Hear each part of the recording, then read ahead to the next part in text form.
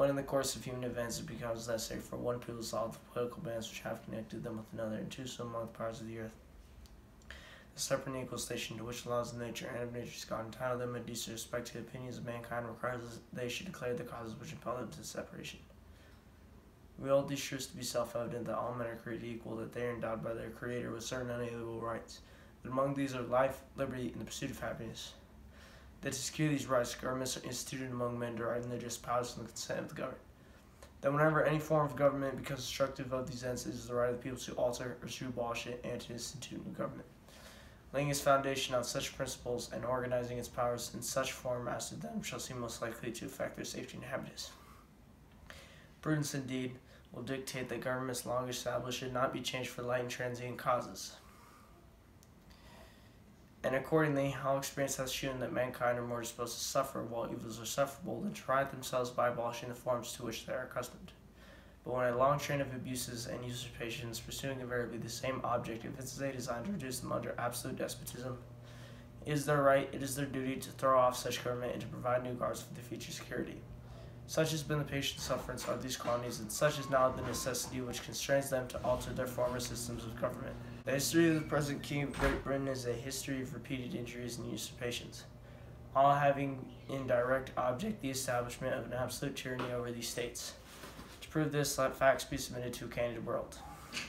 In every stage of these oppressions, we have petitioned for redress in the most humble terms. Our repeated petitions have been answered only by repeated injury. A prince whose character is thus marked by every act which may define a tyrant is unfit to be the ruler of a free people.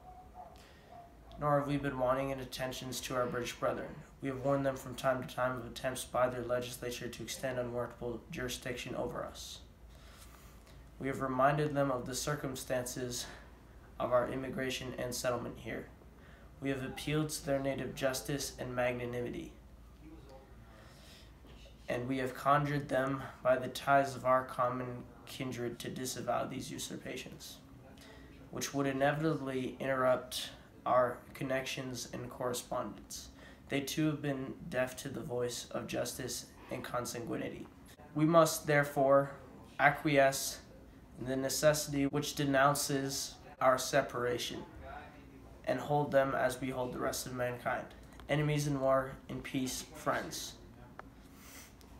We, therefore, the representatives of the United States of America, in General Congress assembled, appealing to the Supreme Judge of the world for the rectitude of our intentions, do, in the name and by authority of the good people of these colonies, solemnly publish and declare that these united colonies are, and of right ought to be, free and independent states, that they are absolved from all allegiance to the British Crown, and that all political connection between them and the state of Great Britain is and ought to be totally dissolved, and that as free and independent states they have full power to levy war, conclude peace, contract alliances, establish commerce, and to do all other acts and things which independent states may have right do.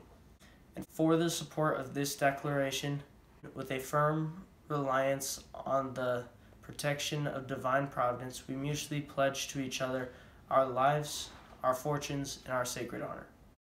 See ya.